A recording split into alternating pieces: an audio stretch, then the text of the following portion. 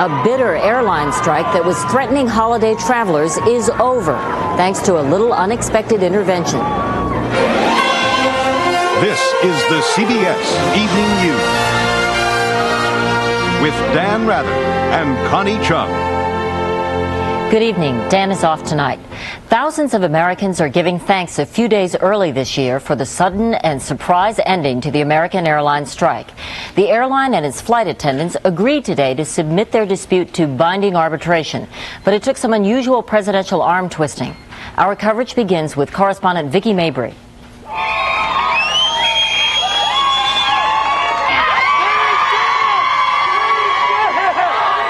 Cheers went up at airports around the country this afternoon as striking flight attendants got the word. The first, and we hope only, strike by American Airlines flight attendants is now history. This morning, as they walked picket lines for a fifth day, many flight attendants didn't know if they would have jobs when the strike ended. This evening, they know that at least for now, their positions are safe. It's over. We're back to normal. We're back to number one. We're back to someone special in the air. The agreement to accept binding arbitration gets American off the ground as quickly as possible. I think I can tell travelers that hold American Airlines tickets that if they will come to the airport tomorrow, I think they can do so with confidence. Passengers who feared they would be stranded over the Thanksgiving holiday are the clear winners. At least now we can get back. But who wants to get back from Hawaii? American admits operations won't be perfect at first. Passengers should expect delays. But travel industry experts say the bonus for travelers may be a fare war.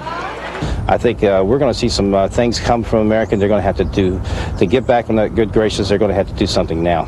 The losers are the thousands of applicants who hope to snap up flight attendants' jobs. Abbreviated training courses stop immediately. The end of the strike means American must now work to repair relations within the company and with its customers.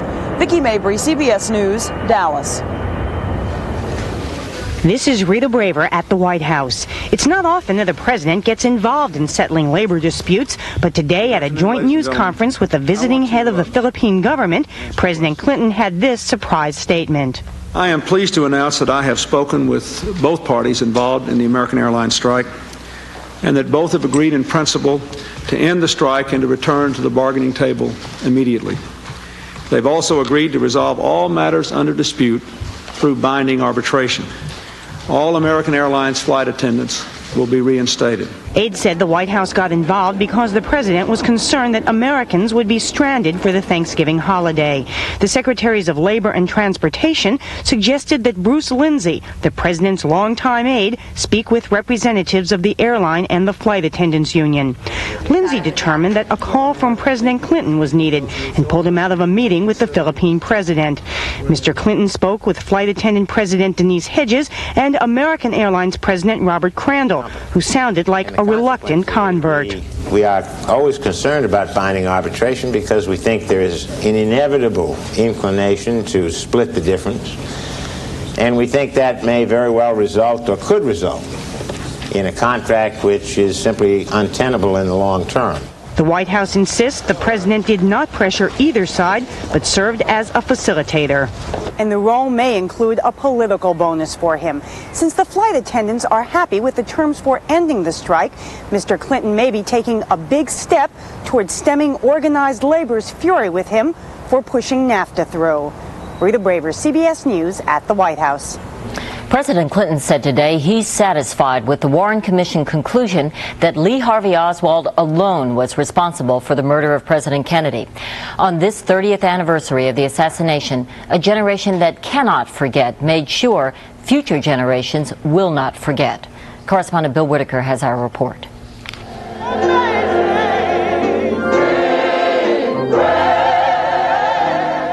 The citizens of Dallas filled Dealey Plaza today to remember the city's most horrible moment, one of the nation's most wrenching. They came to designate this site where John F. Kennedy was slain as a National Historic Landmark. It was just cataclysmic, one thing after another, that it's really been a fight, I think, for all of us to feel secure about our institutions and our country. Mrs. John B. Connally was there that day. Her late husband, the Texas governor, was injured in the gunfire. Today, we recognize the lasting place this site will forever have in our nation's history. It was 30 years ago today when the popular young president drove through the streets of Dallas, beneath the 6th floor window of the Texas School Book Depository and into the crosshairs of Lee Harvey Oswald's rifle. His bullets cut down the president and shattered the nation's innocence. Today at Kennedy's gravesite in Arlington, Virginia, citizens and family remembered too. For decades, the memory of what happened here was too painful for many residents of Dallas. There were even calls to tear down the school book depository. But the city finally concluded the greater tragedy would be to forget. The infamous 6th floor perch now is a Kennedy museum. It was a terrible thing. It was a blow to our nation. But yet, I think there is some healing. Some will always doubt the official story of what happened here 30 years ago. But because of what happened here today, it's doubtful future generations will ever forget. Bill Whitaker, CBS News, Dallas. Straight ahead on tonight's CBS Evening News, gun control and crime. Fighting for credibility, the NRA sets its sights on a new target. And Eye on America. Tonight, a brand new way of cracking down on juvenile offenders.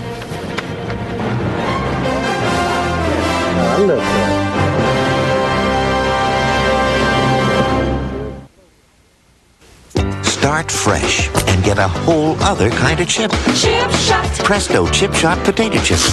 Slices so thin they gotta be crisp. Regular or ripple cut. Fry them up or even microwave for a light, no-fat chip. Chip Shot. Perfect Chip Shot slices. Flavor them up for the taste you want.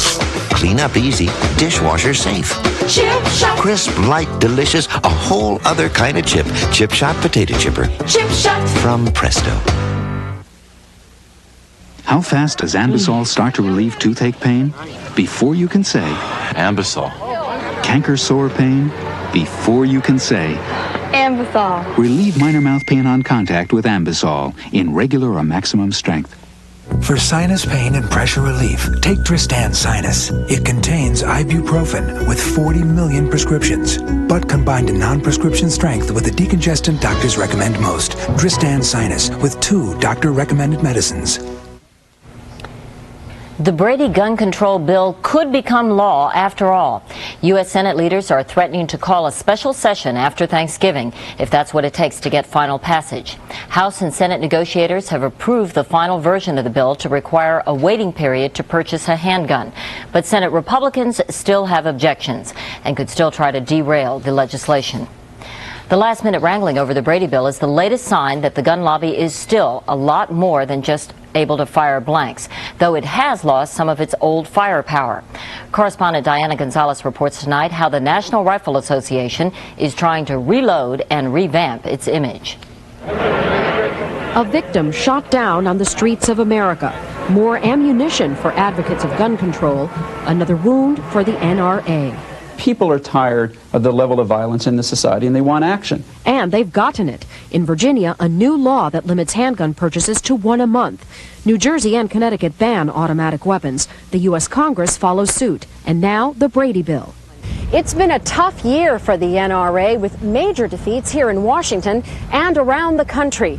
While it's still a power to be reckoned with, the NRA no longer seems to be king of the hill. They have lost a great deal of credibility in my state, which is a very conservative, pro-gun state. But it's gained members. Good afternoon, NRA membership. There are now 3.3 million. The fact is the NRA is alive and well because we're giving America what America wants. Real crime control aimed at fixing the system and protecting their right to own a gun. But the NRA admits it has an image problem and is working hard to overcome it. It's not about guns or joining the NRA. The group is test marketing a 3-hour self-defense seminar for women. Critics claim it merely capitalizes on women's fears. The women all over America are going out and buying guns right now. You want to know why? The system has collapsed and they know it. So the NRA's new strategy is to focus attention on the criminal justice system and away from gun control. In Washington state, it successfully lobbied for a bill keeping felons in prison after 3 convictions. So the NRA is down, but it's not out, and they still have some tricks up their sleeves. and lots of money to spend promoting gun ownership and targeting politicians who get in its way. Diana Gonzalez, CBS News, Washington. All over the country, people fed up with street violence are not waiting around for the NRA or Congress to do something about crime in America. Case in point, what the police chief of Portland, Oregon is doing about his part of the Wild West. Correspondent John Blackstone reports on a new move against crime. Trouble always seems just around the corner in Portland's North Precinct. Dope sales, some shootings, some stabbings, and gang activity. Crime is destroying lives here and destroying neighborhoods. There's just been too much flight, too many people leaving. But while others are moving out, Charles Moose and his wife Sandy just bought a fixer-upper here. So we have a lot of work to do, huh? Yeah. They know the crime statistics after all. I, Charles A. Moose, do solemnly swear. Charles Moose is Portland's new police chief. Maybe we've been thinking on too grand of scales and trying to change whole cities when maybe we take it one house at a time. Charles Moose says when he first patrolled the streets of Portland almost 20 years ago, he thought policemen alone could stop crime. Now he says fighting crime is everyone's job.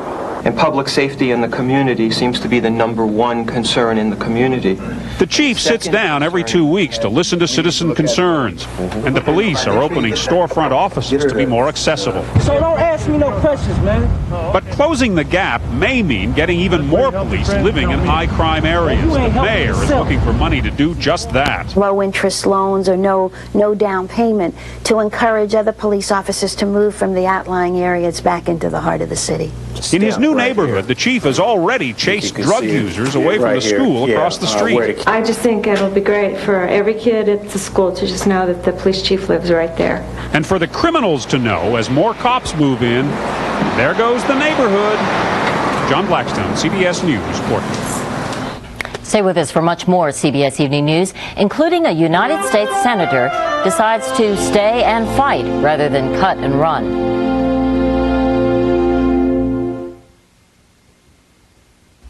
These are drugs. They come in many colors: electric blue, shocking pink, glow-in-the-dark orange. Kellogg's All Bran is not a drug. It comes in just one color, the natural color of wheat bran fiber. We admit it's not as flashy, but a lot of regular folks find All Bran, as part of a high-fiber diet, very tasteful. A high-fiber diet and Kellogg's All Bran for drug-free regularity. Look for the recipe on the box for delicious All Bran muffins. You've heard of store cards, gas cards, even car cards. Well, now hear this. Introducing the new Shell MasterCard from Chemical Bank.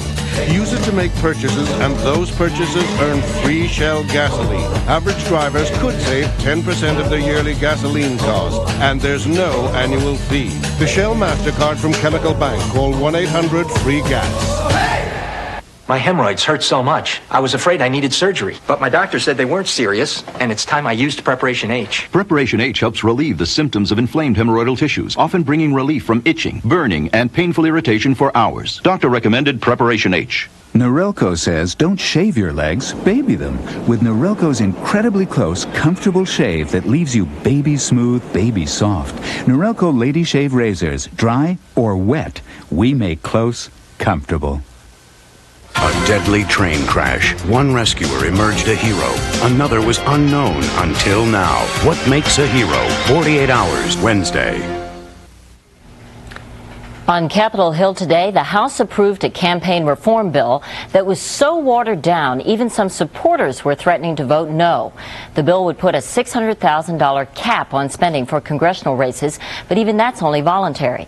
The Senate has approved a different version, so congressional negotiators will try to find a final compromise.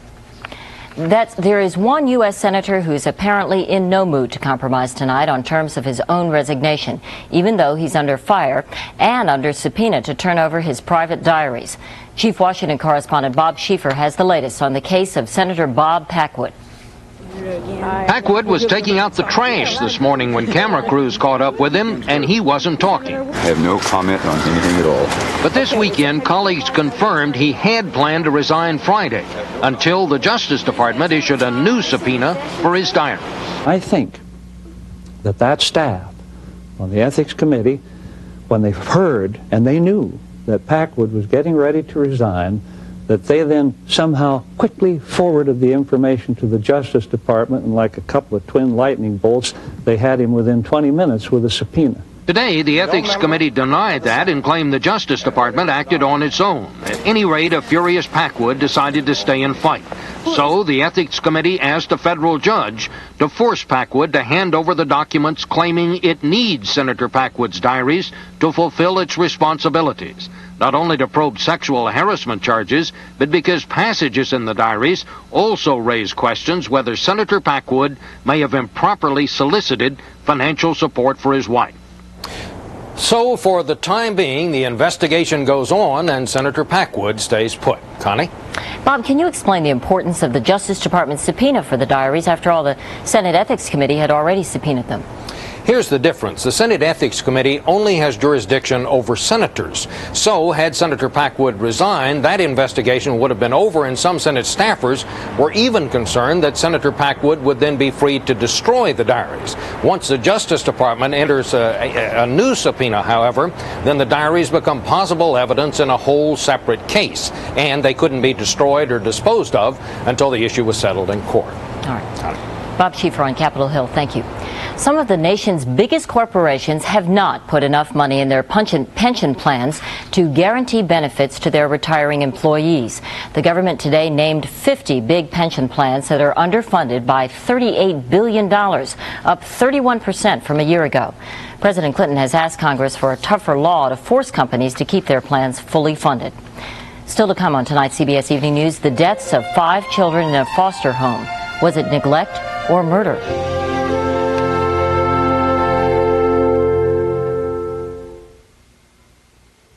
I teach because I love it. What you try not to... And because the future needs shaping. Like I did. For my future, I invest in Dreyfus mutual funds. They give me professional people, professional managers who keep their eyes on the market. Dreyfus fund managers? I trust these people. You know, they're the kind of people that are always looking for opportunities. Now you have to finish your math assignment. Anyone who does their homework, I like. You have your choice of either blue or red. Salad Shooter helps you every day. How about some cheese for your pizza or perfect Salad Shooter hash browns for breakfast? Vegetables sliced or shredded, and nothing tops a salad like Salad Shooter Slicer Shredder from Presto. Helps you every day. Do people love Sunsweet orange and lemon essence pitted prunes or what? What a great taste treat. I keep eating it, so it must be good. I'm not eating it just to be polite now. It's a whole different prune. Can I have one more before I leave? Better hurry, folks. They're going fast. The new Accord EX Coupe. There's more horsepower. Handling and comfort are perfectly balanced. It has dual airbags and anti-lock brakes. We've taken it about as far as you can go. The new Accord EX Coupe from Honda. How your diet helps you master middle age. Plus, canine companions who are worth their weight in gold. Tomorrow on CBS This Morning, breakfast for your head. In the tangle of law and emotion over adoption laws in this country, few cases can match a custody battle now being fought in Ohio. This one involves the courts and the coroner. Correspondent Giselle Fernandez has the story. Timothy and Kathleen Carroll were back in an Ohio courtroom today, fighting to regain custody of their 2 adopted children, Samuel and Isaiah, both of whom suffer from severe disabilities. There is no danger, there is no threat, there's never been any abuse or neglect, so why can't the children come home now? The reason, says the prosecutor, lines the mantle in the Carroll home. 5 out of 10 disabled children adopted by the couple have died in the past year. Is what has happened simply as the result of tragic coincidence? Or is it as the result of ongoing criminal activity and really the product of a depraved individual? 10-year-old Hannah, who had Down syndrome, was the first to die after being burned with bleach. 1 month later, 7-week-old Chloe, born with a partial brainstem, dies in the hospital. A month later, 3-year-old Noah, born with brain damage, dies of unknown causes. A month later again, 3-year-old Molly, who was mentally disabled, dies of unknown causes. Then in June, 12-year-old Josiah, who had cerebral palsy, also dies. The Carrolls, who still have 2 children in their care, insist adopting high-risk kids is part of a Christian mission and say the high death rate is part of the risk. Accidents happen. They happen all the time, and it isn't always somebody's fault. Prosecutors disagreed and ordered the bodies exhumed. Under suspicion, the Carrolls' 17-year-old adopted son James may have been responsible for 1 or more of the deaths. This month, an emotional family rejoiced after he was found not guilty in one case. But James is still a suspect in the death of Josiah. Both are seen playing together here. With the nation's adoption laws under intense scrutiny, many are watching the Carroll case very closely. Critics want to know, did agencies place helpless children in a house of God as purported, or allow them to die in what turned out to be a house of horrors? Giselle Fernandez, CBS News, Xenia, Ohio. In Michigan, Dr. Jack Kevorkian assisted at the death of a fellow physician today. A spokesman said Kevorkian watched as a 61-year-old professor of medicine inhaled a fatal dose of carbon monoxide. He was terminally ill with cancer. Kevorkian is already facing 2 charges of illegally assisting a suicide. He's free on bail, facing trial in January. This was his 20th assisted suicide since 1990. Actor Bill Bixby, who fought cancer to the end, has died at his home near Los Angeles. He was 59. Bixby's first hit role was in the CBS series My Favorite Martian during the 1960s. In the 80s, he was back as a scientist exposed to radiation who turns into the Incredible Hulk. After that, he became a director and kept working full-time even with terminal cancer until shortly before his death.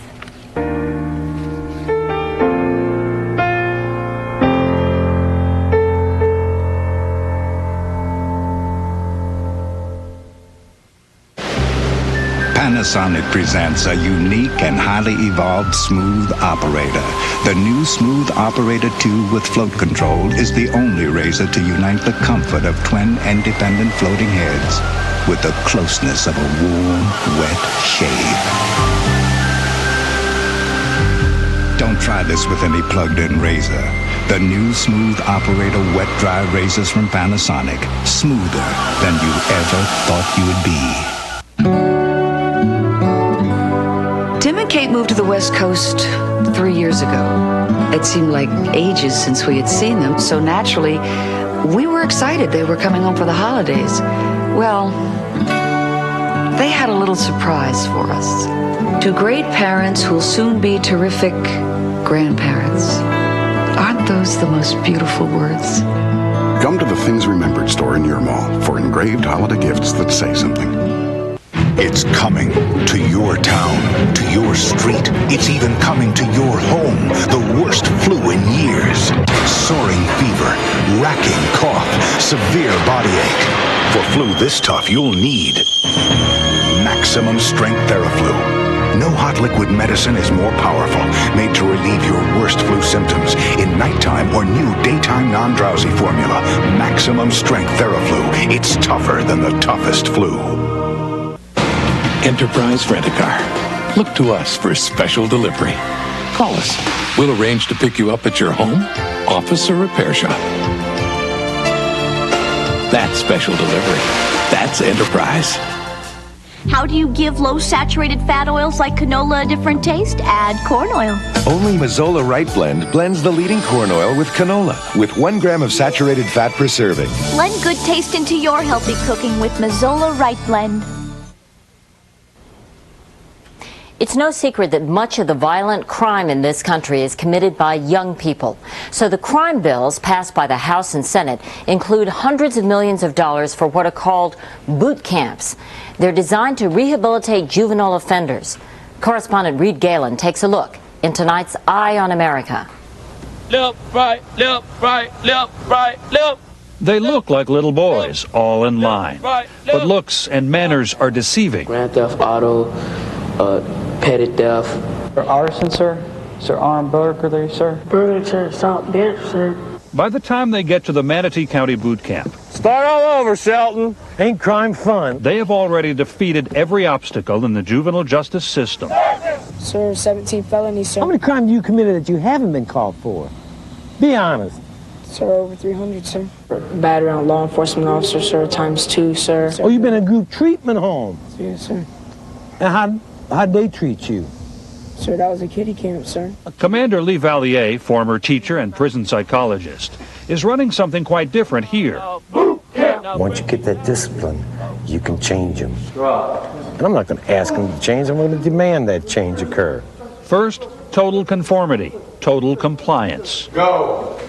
No phones, no TV, no talking to other recruits. Then the real fun starts, psychological warfare. You were with the wrong crowd. Sir, I wasn't. You were the wrong crowd, you got it. This approach seems to appeal to the public's desire to do something about repeat juvenile offenders. It looks like punishment, but it also looks like a rehabilitative program. It looks like these young muggers, thieves, and armed robbers are getting some badly needed attention. It doesn't look like they're being coddled. Well, look right at them and tell them. I'm sorry. I put everybody in pain and suffering. This boy has been jailed 9 times. Sir, I've aggravated assault with intent to kill on school premises, sir. What do you think? Total nonsense. You've got to treat people with decency and humanity and individualization. Jerome Miller works with young criminals. He and others in the field say there's evidence boot camps are not effective. That sweat and tears down in the dirt might further embitter lost children. The key, Vallier believes, is that boot camp discipline alone is not enough. You have to drill deeper. You've always been a liar, haven't you, Kyle? I look up. There's a jagged edge between stripping away a boy's last shred of self-esteem and helping him discover who really is inside. Right now, I couldn't really tell you who's looking down at you, sir. I know when I leave here, sir, all this left face, right face, sir, everything, that's going to leave, sir. So the only thing that's going to keep me going, sir, is my belief, sir. You know who I feel bad for? His mom.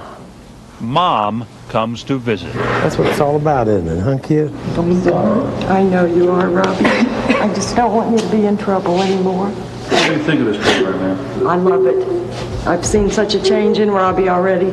The first graduates from this camp were released 4 months ago. With constant follow-up attention, none has yet been rearrested. Don't hug on me no more. You could almost forget who they are. Sir, just a kid, sir. Almost. Did you used to try to get 9-year-olds into a gang? You try to ruin the life of a 9-year-old. The barracks echo with shame and anger. But change is a silent agony. Critics think this risky, but this much is sure. Don't you think people cared before? Sir, yes, sir. Somebody has finally gotten their attention. You know you're going to make it. Yeah. All right, get in your room, kid. Some kid, ain't it? In Manatee County, this is Reed Galen for Eye on America. You heard my conversation down in Jacob?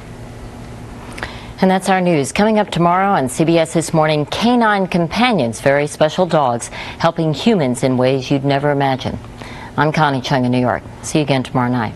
Thank you for joining us. For Dan Rather and all of us at CBS News, good night.